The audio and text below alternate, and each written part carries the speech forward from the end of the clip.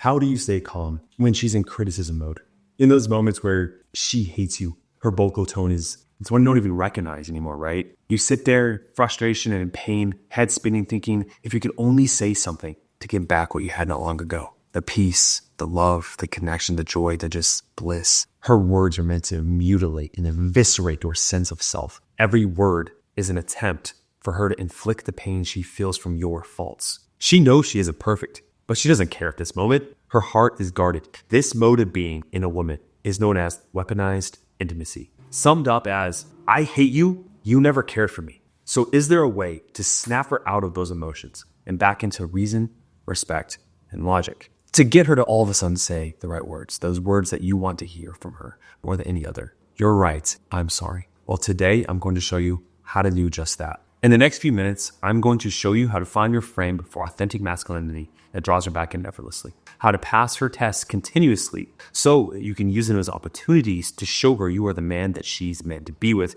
and the front to back approach by a world famous psychologist that I interviewed not too long ago. Now, this one is special because it completely reframes how to deal with communication and conflict with confidence and ease. All right, let's talk about finding your frame. She knows parts of you better than you know yourself, or at least the parts that you can't see. And her spiritual purpose on this planet is to be with you in a way to show you these flaws so you can step into your divine masculine self. And whenever you step away from that divine self, she will let you know through tests. All right, we're going to tell you what tests are later and how to pass them, but I want to show you through this framework of using frame. And as a man, you must have a strong frame. You must be solid in who you are, which means you are unbending no matter what outside forces, especially her, they cause you not to change your behavior, your emotions, okay? That's what a strong frame is. Now, in our feminine paradigm, I want you to think of a woman more free-flowing, right? She can be masculine, she can be solid, but she wants to be this free-flowing, changing, effervescent, in touch with her emotions, intuitive, loving, caring, connected person, okay? And she wants to be connected to you. She wants to be able to feel safe that whenever she's in an emotional storm, whenever things are going out of control and crazy, and she's lost in her anxiety and fear and not knowing what's going to happen, she likes that a little bit sometimes, but sometimes she wants to come back to stability.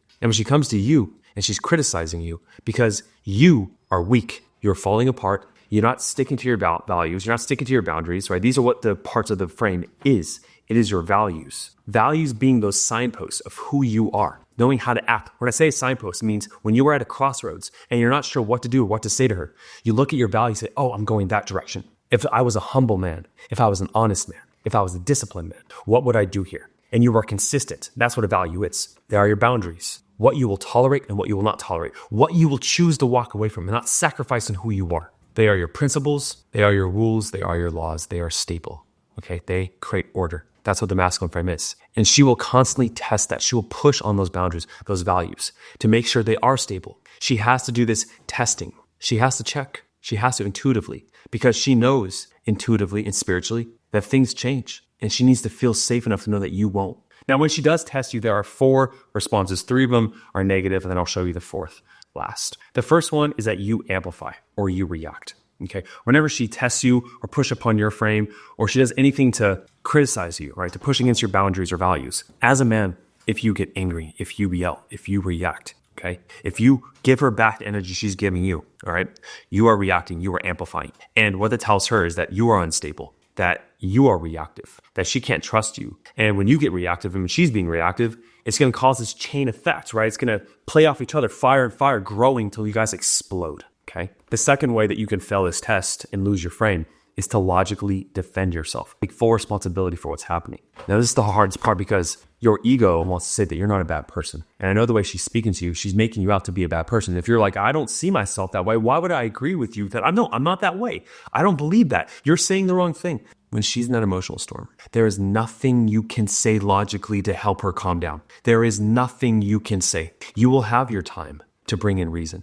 You'll have your time to convince her, to influence her, to persuade her. But every time you try to do that, when she's upset, when she's shutting down, when she's criticizing, when she's angry, when she's whatever, other than calm, it's not going to work. It never works. It never had. The history has a woman, you've been in a conversation with her, and some guy throws out a fact. And he's like, well, that's a really good point. And what she'll do, the most she'll give you is she'll change the subject to something else. You can't win with logic when she's emotional. I'll tell you how to win, but stop using logic. Stop defending yourself. The third way to lose your frame is to avoid or distract out. This is just simply to run away, right? Or just stonewall. You're just like, you just don't care. You become apathetic. You don't care anymore. And that's the worst one for a woman, because if you go into apathy, it's like you don't exist to her anymore. And if you don't exist long enough, she's not going to be with you. The fourth approach is the apex approach. Now, I'm going to teach you that at the very end with the last skill we're going to show you, the front to back approach. But I want to let you know more about what a test is, where it comes from, and really how to deal with it through a story, okay? I was at my brother's wedding a few weeks ago in Sri Lanka. His wife's Sri Lankan. And I was sitting next to this couple a few days before the wedding at a restaurant. Now, the wife storms up to the husband and says, I need your phone to call for our tour reservations. The husband said his phone died, almost recoiling a bit, expecting the next blow to come. And he says to his wife, you should have called earlier. First mistake. The wife struck back immediately with, well, you know my phone was already dead. And if you weren't on your phone all day answering work emails, like you said you wouldn't do that on the vacation, you would have battery to use it. You never think you're on the type of man I can rely on. The husband got more and more defensive, of course, right? As I was just sitting there eating my steak, just listening to the free show, right? Of course, I wanted to jump in and say something, but I'll never do that. But if I were to get involved, this is what I would have told him to say instead. Honey, that's right.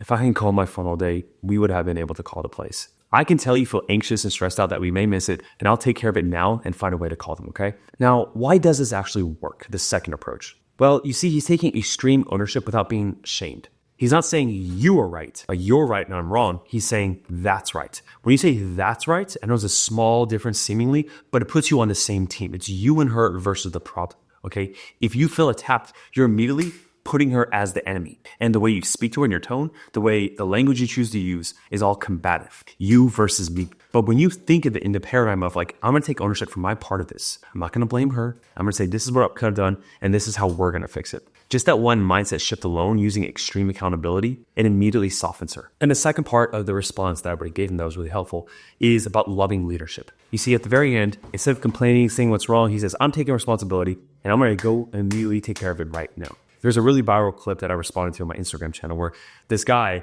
the wife comes home and says, the garbage not taken out. What are you doing? Blah, blah, blah. He immediately gets up, kisses her on the cheek, grabs the garbage and just goes, takes it out. He doesn't argue with her. He doesn't make mistakes. He doesn't make excuses. He just takes action. Now let's go into why she actually does this. What is the source of her testing? Well, again, I want you to think of the apex man as being this aligned self.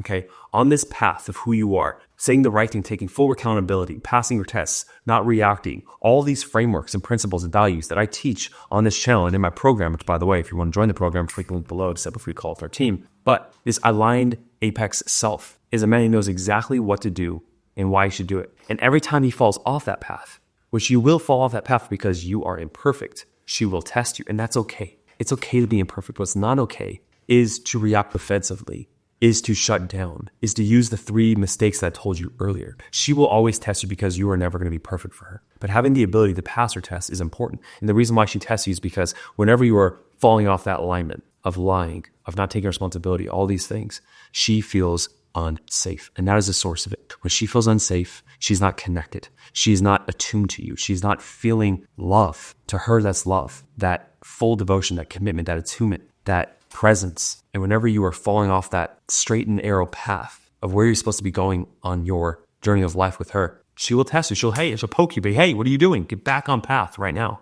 And you have to have the courage to be able to look at yourself honestly to see you even falling off the path. And that's what our team does on these calls. Now, there's loads of ways to pass tests, the agree and amplify technique, how to properly ignore, how to use humor. The video at the end of this video will give you a comprehensive video on testing, one of the best ones on the channel, so stick to the end for that. But right now, let me give you an immediate way on how to use the front and back approach to responding to our test that is really helpful during these moments of conflict in communication. Okay, the front to back approach, a way to pass your test to the apex style. Now let's read that statement of that story from the couple of Sri Lanka, okay? Well, you know my phone was already dead. And if you were on your phone all day answering work emails, you would have had the battery to use it. You never think and aren't the type of man I can rely on. That last sentence is an epitome of a test. So we're going to use the front and back approach, and you're going to see how our criticisms are going to be filtered through a deep perception to allow you to show up to best pass your test without taking it personal. By the way, shout out to Dr. Orion Terman for teaching this approach. He has an amazing channel. It'll be linked down below. You guys can check out his channel. Great stuff. Now, the front approach is based off the idea that she's constantly shifting how she feels about you. Okay, it is never going to be stable. One moment when she's happy and in love, her heart will be open. She's like, you are the man for the rest of your life for me. It is amazing and it's beautiful. I just love you so much. I'm fully devoted to you. You get it, right? But then you do something to piss her off, and all she can remember is all the negative things that you've done. It's like she can't think of all the positive things you've done. And your brain wants to say, but what about all these memories? What if I broke my back for you? I've done all these things for you. How can you not see that? That is the feminine, okay? So because of that, because of her ephemeral nature, in the front, I want you to put the words, I feel, and then the statement.